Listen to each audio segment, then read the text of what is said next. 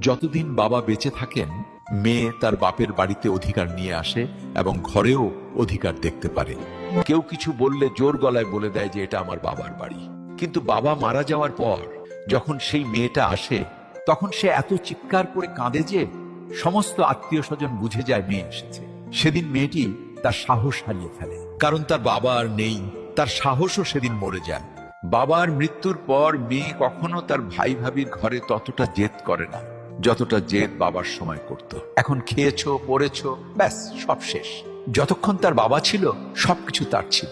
এই কথাটা সে খুব ভালো করে জানে। বাবা মেয়ের সম্পর্কে ভালোবাসা সমুদ্রের চেয়েও গভীর হয়। বাবা তার মেয়ের জন্য দুনিয়ার সবচেয়ে বড় আশ্রয় আর সাহস, আর মেয়েও তার বাবার জন্য সেই সাহস আর গর্ব অনুভব করে। কিন্তু দুজনই এই কথা কখনো সরাসরি কাউকে বলে না। মনে রাখবেন, বাবার মমতা আর মেয়ের ভালোবাসা অমূল্য।